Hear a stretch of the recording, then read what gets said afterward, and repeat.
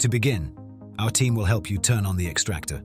The extractor is loud, so you will notice if it's working.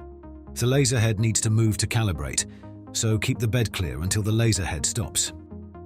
Check the laser bed and beneath it to make sure there is no excess material that could cause the extraction to be blocked. Focus the laser. Use the directional buttons to center the laser head on your material.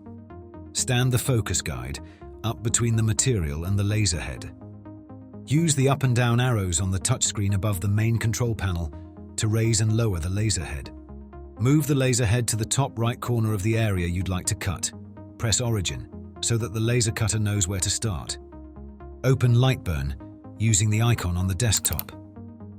Select the laser cutter you are going to use in the lower right control window. LS1390, large laser is the large laser. Verify the bed dimensions at the top and left to ensure you have selected the right laser cutter. To import your file, click File at the top left and then click Import. Then choose your file. Next up, you will need to adjust your settings. Adjust your power and speed settings accordingly. Keep your speed setting below 50% to increase accuracy. Avoid excessive power for long cuts to prevent heat buildup and reduce fire risk, especially for small details. Use as low a power setting as possible to cut your material effectively. Once that's done, you will need to adjust your color settings. Select the object and select the color from the bottom left.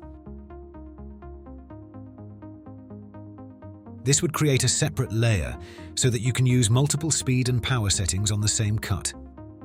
If you don't want to cut a portion of your file, or you want to save it for later, you can turn off that color layer by sliding the output slider to the left. Green will cut, red will not. Once you are ready to cut, press Send on the lower right control panel. The software will ask you for a file name with Lightburn as the default. Press OK. After you press OK, it will ask you if you'd like to overwrite the file name. Press OK. The file has now been successfully sent to the laser cutter. If your material is bowed or bent, you can use the metal plates around the edges to hold the material down. Make sure that you orient the material so the edges are raised, and then flatten them down with metal plates. Ensure the material is well placed and the laser head has not moved since focusing. If you use the steel plates, make sure they are not in the path of the laser head. If the laser head touches the metal plates, it will strain the mechanism and potentially damage the nozzle. Press the frame button to test the perimeter of your cut. The laser head will not trace the outline of the shape, just a box around it. The laser head will track a box around your object to ensure the entire cut is within the boundaries of your material. This is normal and expected. Press Start/Pause to start your cut.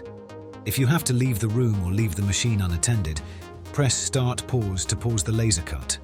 You should never leave a laser cutter unattended while the machine is running. To abort the cut, press the Stop button. If you see excess smoke or flames, hit the emergency stop button to immediately disable the machine and notify a member of staff. Thank you for watching. Please follow these steps carefully to ensure a safe and successful laser cutting experience.